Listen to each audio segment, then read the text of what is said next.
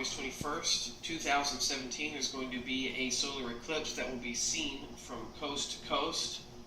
The reason this is important is because solar eclipses have been known to cause massive earthquakes. People in Asia, for instance, when they see a solar eclipse, everybody knows, well, that was cool, and then they get ready for the earthquake. We haven't had a solar eclipse here in America in a long time, but there's also some certain fault lines that this particular solar eclipse is going to go over, and that's what's got me a little, concerned.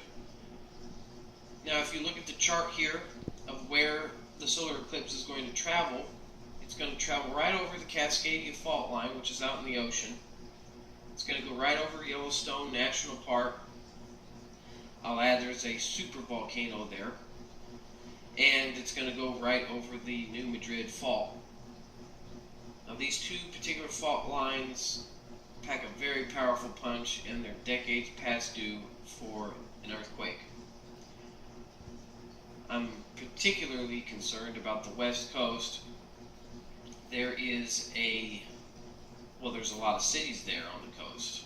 Now, if that Cascadia Fault goes off and a 200-foot tsunami sweeps over Seattle and all the other coastal cities, that would spell disaster. Now, I'm not operating in the capacity of a prophet here. I don't know for sure that this is going to happen.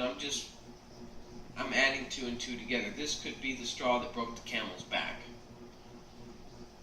I'm not asking everybody to freak out and get scared. Just have a plan, that's all. This is Shane. I'm going to leave you guys with a few short videos that I want you to watch. And hopefully nothing happens on this day. And God help us if something does. Frankly, if I lived right now in the Pacific Northwest, I'd be considering moving. Seriously. The gist of it is this. The federal government estimates 13,000 Americans will die in a major earthquake and tsunami in the Pacific Northwest. It's not a question of whether, but when. This earthquake is coming, and it's overdue. This morning, the most popular article on the New Yorker's website is rattling many Americans. The really big one examines the Titanic earthquake and tsunami, but not where you might imagine. A fault line called the Cascadia Subduction Zone runs for 700 miles off the Pacific Northwest coast. Experts think it will trigger the worst national disaster in North American history, and it is overdue. It's predicted to be worse than Hurricane Katrina, worse than the San Francisco earthquake of 1906. Scientists and FEMA, the Federal Emergency Management Agency, are warning of a pending doom for the Pacific Northwest. An earthquake along a little-known fault line that would kill thousands and affect millions. Consider that the magnitude 9.0 earthquake in Japan, just a few years ago, remember that? Killed more than 15,000 people in the north of Japan and injured thousands of others. Seismologists say that the quake that will strike on our Pacific Northwest coastline should be even stronger, at up to a 9.2. They call such a quake a margin rupture quake, and it's every bit as bad as it sounds. Here's the reason for it. Our entire continent sits on the North American tectonic shelf, right? Plate, I should say. Off the coast of the Pacific Northwest, from the top of Washington State all the way down to northern California. This is it. And another plate called the Juan de Fuca is trying to slide up under North America, but it's stuck. We have an illustration over here in the big wall. Let me show you what this is. This is our continent here. This is the Cascada Mountains. This is the Cascadia, what do they call it? The Cascadia what? Bridge. The Cascadia Bridge. I was actually asking him, but thank you. The North American plate here and the Juan de Fuca plate here. This one's sliding up under, and eventually this is going to go down, send a huge wall of water up. That wall will go all the way over to Japan, and the other will come onto our shore within 15 minutes. And when it slips, it will unleash not only a colossal earthquake, but also that tsunami, 700 miles long, and in some places up to a 100-foot high wall of water and whatever it's pushing, like houses and dump trucks and schools. Thousands and thousands will not escape. The New Yorker quotes a FEMA official who says, and I quote, "Our operating assumption is that everything west of Interstate 5 will be toast." Everything west of Interstate 5 is gone. That's Seattle, Tacoma, Portland and Olympia, Salem and Eugene, wiped out altogether about 7 million people. That's not including tourists. So think of summertime. The New Yorker reports that FEMA calculations indicate the disaster will damage or destroy about 1 million buildings, including 3,000 schools and 1/3 of all fire stations. And perhaps the worst part of all of this, these sorts of earthquakes happen at regular intervals in exactly this part of the world, have forever. On average, according to seismologists, about every 240 years. So when was the last one of these? These massive 9.2 or so earthquakes? Well, the last one was more than 300 years ago, the year 1700. It struck in the Pacific Northwest and sent a 600-foot wave of water all the way to Japan. So right now, on average, the Pacific Northwest is decades overdue for the really, really big one. Last big one was 315 years ago.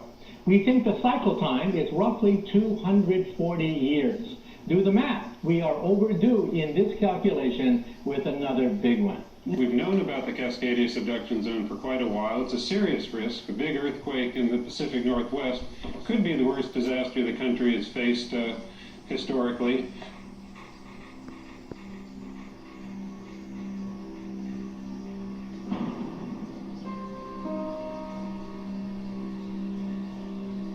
A total solar eclipse lasting 2 hours will sweep across the United States from coast to coast. This spectacular event will prove a unique opportunity for all, a subject of scientific investigation, and for many, a moment to reflect upon its spiritual meaning for the nation. Stop this video clip at a location of interest and gather time and duration data at lower left. The 29th of Av was the date on which the prophet Moses met with the Lord a second time to inscribe the biblical 10 Commandments on stone tablets.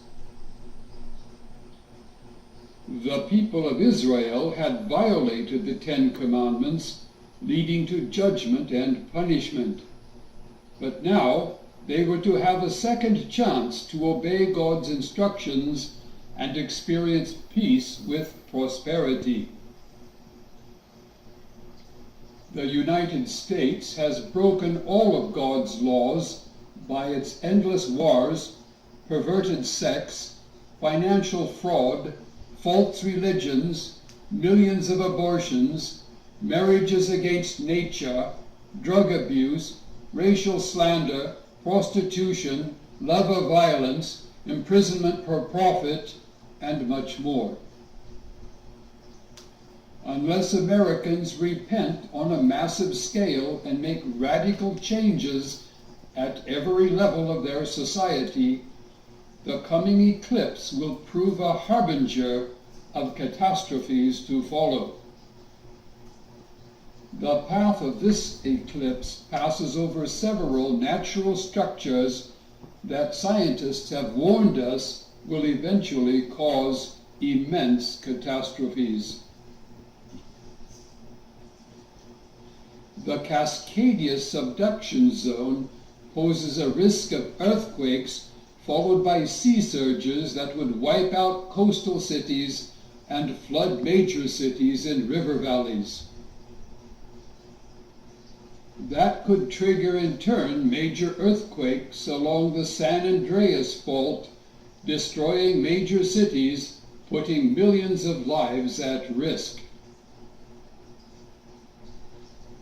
The Yellowstone supervolcano remains poised for a terrific explosion that would kill all life across a vast zone, covering even wider areas in volcanic ash, leading to shortened growing seasons worldwide.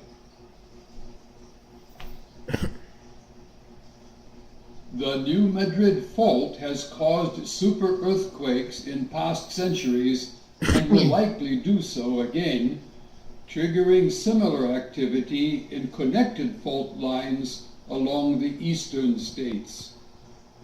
Oh, the Cascadia Fault is an earthquake waiting to happen. We know it's going to happen with an energy 30 times the maximum energy of the San Andreas Fault.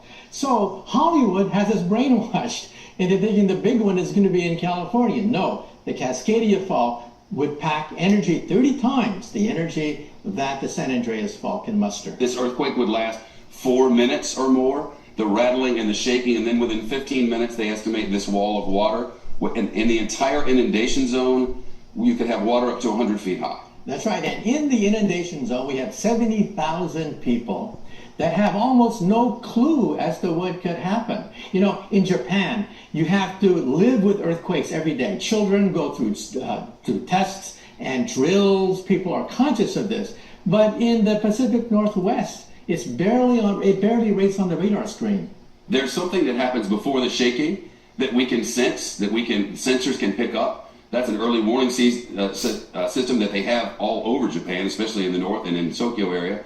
They've been trying to get it pushed through, look for money for it in the Seattle-Tacoma area, nothing. That's right. Before the earthquake actually hits, there's a compression wave that is detected by animals, for example. Animals start to act very strange, and we've seen that happen before earthquakes. And then a minute, 2 minutes later, boom, you head for the hills because there's nothing left to do except to go to high ground. You mentioned what this sort of event has caused in history. That's right. In the year 1700, there was a massive earthquake and tsunami which surged over Japan. And then running the videotape backwards, you can actually see that in 1700 it originated with a Cascadia Fault. And then we physicists can calculate the energy, the magnitude, the dynamics once we got these two events linked together. And that was only done in the last decade or so. Positive it's going to happen. If you lived in the Pacific Northwest, you had little kids, would you live there?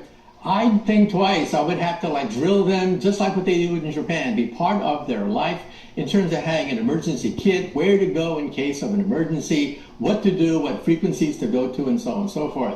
And by the way, we know that this is going to happen because by simply drilling into the seafloor, we can see evidence of ancient tsunamis going back 10,000 years.